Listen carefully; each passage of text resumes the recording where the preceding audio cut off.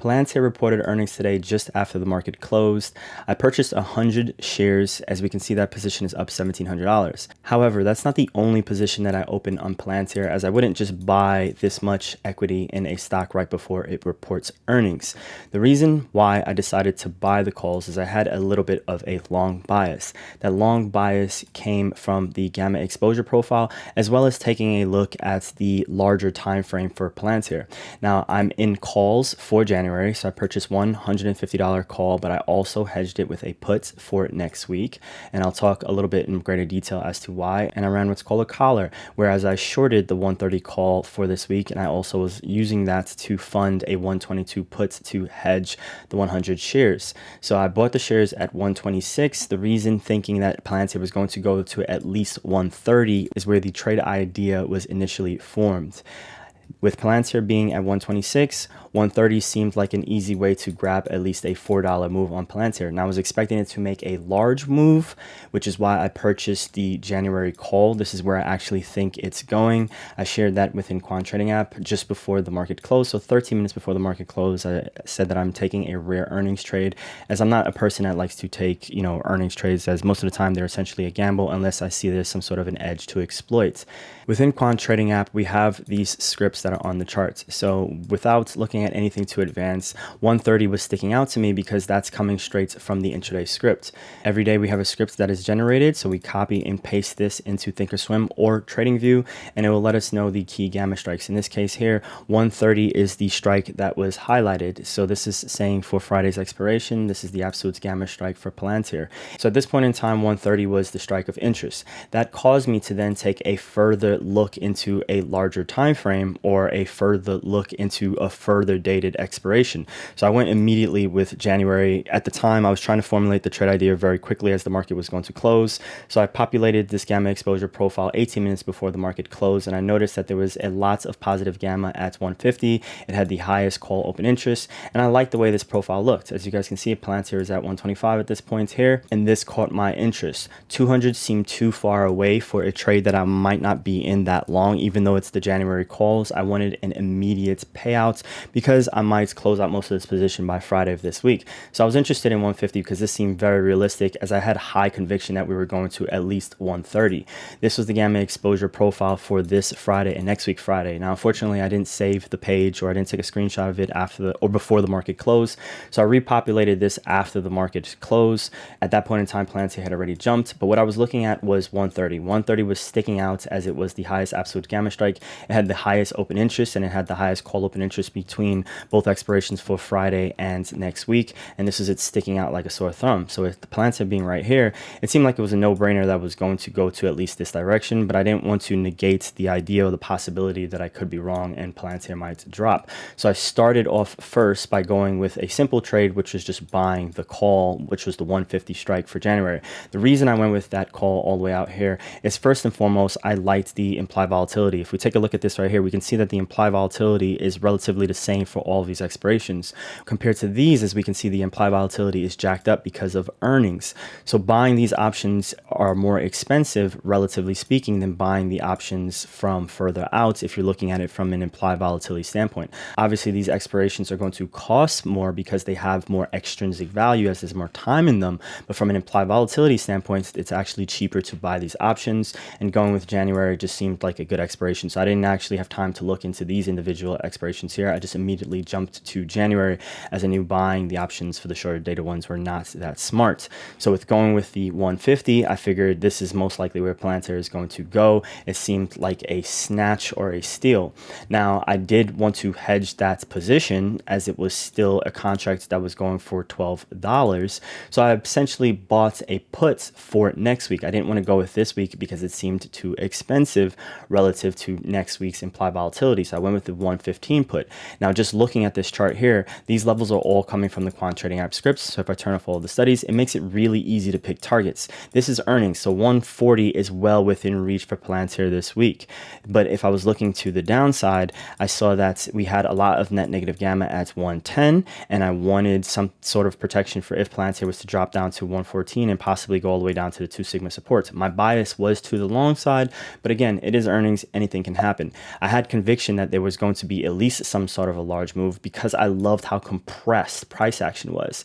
So if you take a look at a larger time frame, this is just a juicy compression right here. And from compression comes expansion. So I was really looking forward to this trade. I took that Netflix earnings trade that I did the video on, I think a couple weeks ago, as these are the type of things that I look for if I'm going to take some sort of an earnings trade. It's fitting the criteria. Compression right here, options that are not super expensive, and a stock that is speculative. It is part of the narrative right now with what's happening in the markets, from AI to technology, XYZ. The volume profile also confirms some key areas. As we can see here, there's a lot of potential supply at 140. So I figured if we can break above 140, then there was definitely room to run up to 150. Above 150, and then, things can just continue to squeeze. Again, it is a momentum stock. It is some sort of a momentum play, but we can see right here, this is last week's point of control, or last month's point of control, as this is the monthly profile. So this month right here, there was a lot of action at this price level as the volume profile is showing us. But also take a look at this.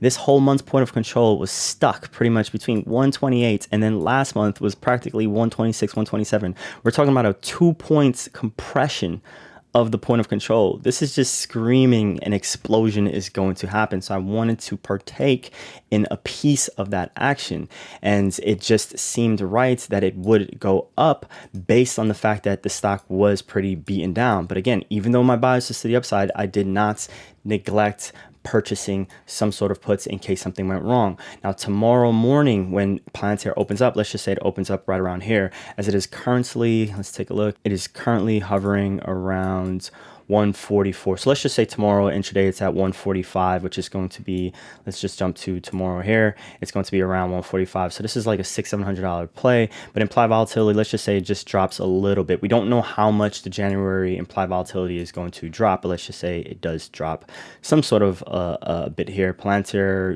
ends up being up 14% or so. We're looking at about $500. So not a crazy trade, but I'm only in one lot of each. These are the type of strategies, and obviously you can size up and size down. If it's earnings, I'm going to limit the exposure. If Palantir was to go nowhere and hover around where it was, there would have been a hit on this position, but it wouldn't have been terrible considering I went with the January calls. The puts for next week will get crushed, but again, because they're next week and not the weeklies, it's not going to get crushed as much of the weeklies. But right after I opened this trade, which was just the initial one to get in pretty quickly, I then had a little bit more time to decide I wanted more exposure and I wanted to be bullish in Palantir. And I figured this was a smart way to do it. First, by just getting long the 100 shares. Again, the main idea was that Palantir was going to go to 130. By buying the shares at 126, that is a 4-point bounce. I'm essentially looking to grab that 4 points or $400 with 100 shares. Doing something like this with 400 or 500 shares is an excellent trade in my opinion. With a margin account, it's not going to cost $12,600 with a brokerage like Thinkorswim. They're actually only going to take a fraction of that. So I think it only cost me around $2,800 if I remember in margin or buying power, I would say. So less than $3,000 in buying power to purchase this 100 shares. Now with the 100 shares, there was still a bit of a risk of what happens if Palantir was just to drop down to 120. So I'm taking a look at the chart at this point and I'm saying, hey, if we go down to 114, which is well within reach based on quant trading app, and specifically even as bad as 105, I definitely wanted some sort of protection. So I purchased this put, but I purchased this put for $5 and call it 50 cents or so. And then I sold this call for a little bit more than that price. So that's why I collected a credit here as the difference between these two. So using the credits from selling this call allows me to purchase this put, and the difference between that ends up being a credit, and that is actually what the collar is. The reason I can short this call is because I'm long 100 shares. So if Palantir was to go all the way to the moon, there's no risk here. I'm just limiting my gain, so my upside gain. So that's why even though my P&L is saying I'm up $1,700, unfortunately by tomorrow I won't be up $1,700. I'm up $1,700 on the shares, but remember my gains are essentially capped at this $4 pop right here. In hindsight, I do wish I sold the 140 call as the risk was not that high.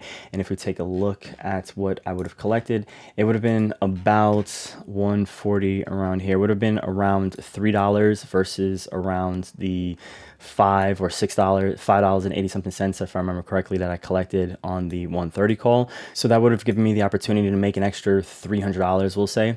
And at the same time, it would have been a debit for this put purchase here, but I could have bought a put a little further down as I was expecting high volatility. So even going with a put down here wouldn't have been that big of a deal, as I would have had the protection. So in hindsight, I would have changed some things, but I was playing it conservative. This is an idea that I came up with 15 minutes or so before the market closed, and I did a quick assessment. So I just needed to get into the position. I wanted to play it safe and just look to squeeze out. It looks like tomorrow I'll probably up about $1,000 in total, not the $1,700. Again, it depends on what happens with the implied volatility for the January call.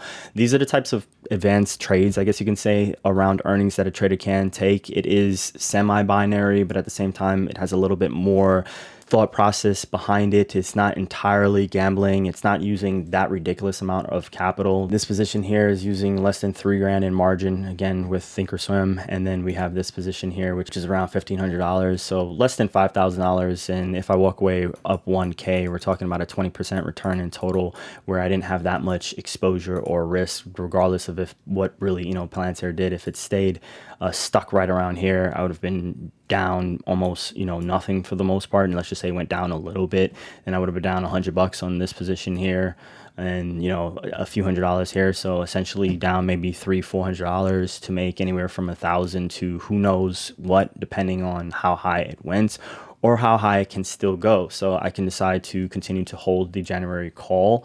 Obviously, the puts are going to be completely dead, but then by being long this call, it gives me the opportunity to maybe I might sell a call for October or November and bring in some sort of credit tomorrow. If I can sell a call for this price or higher, that would be amazing. So let's just say tomorrow I see that the 160 call for December is going for $14. Maybe I'll sell that. That's going to have a difference of $200, which is guaranteeing the $200 in profit.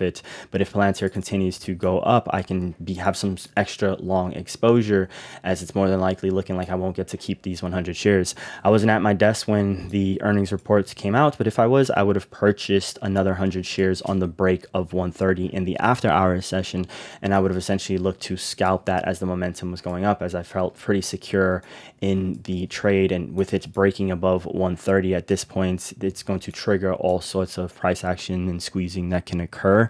So this is definitely going to be a hot stock to watch for the quarter. To be honest, I have no idea what they reported on earnings. I just know the markets reacted positively to it. So I do need to take a deeper look into what was actually said on the earnings call and whatever came out in the report to see how things are looking, potentially if this is going to be a trade to continue to look after for the quarter. Palantir is a stock that I have a longer term position in my other portfolio. It's not really a stock that I trade that often, but this just seemed too much of a good opportunity here. The 200 daily moving average is up at 150 in that area also, so that's something to take note of. As we can see, it has struggled to get above the 200 daily moving average. Now if you can get above the 200 daily moving average, then we start looking at 160, and then you'll start hearing people claiming that it's probably going up to 200, back up to the all-time highs and stuff like that. But it starts from being able to interpret what's going on with price action when it's at the lows and the risk is low. Thanks for watching, guys. Let me know if you learned something. I'll catch you on the next one.